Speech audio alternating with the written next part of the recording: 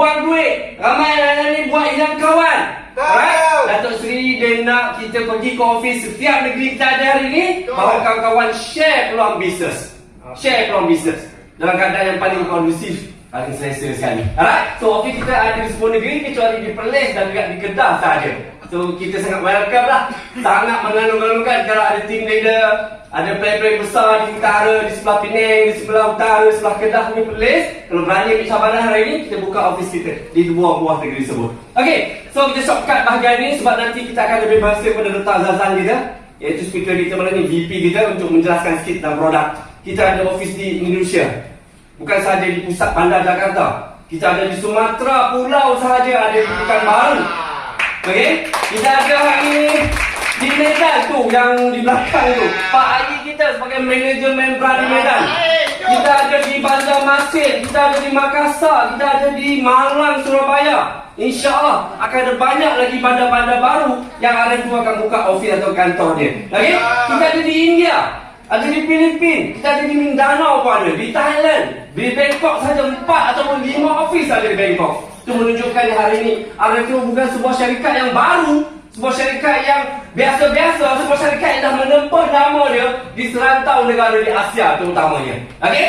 Office di Kota Medan. Alright? Pak Haji kita setiap bulan berada di sana. Ya. Lantai berapa? Lantai 1, lantai 2, lantai 3?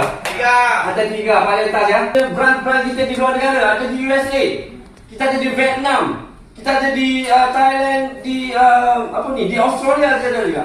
InsyaAllah tak lama lagi kita akan pergi ke Nepal. Yang terbaru untuk tahun ni sahaja, perancangan kita untuk ke Nepal, untuk ke Bangladesh, untuk ke Egypt, untuk beberapa negara Afrika. Alright, ada juga sampai ke Morocco.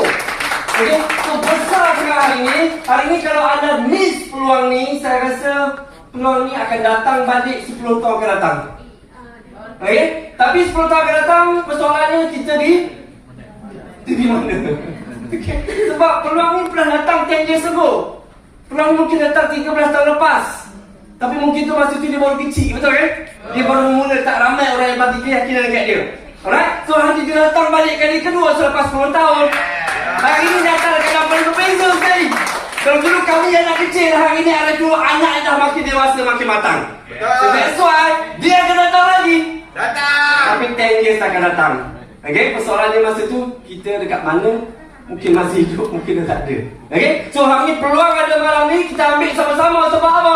With or without you. Tanpa anda ataupun bersama anda, RF World akan tetap pergi conquer satu dunia. Okay?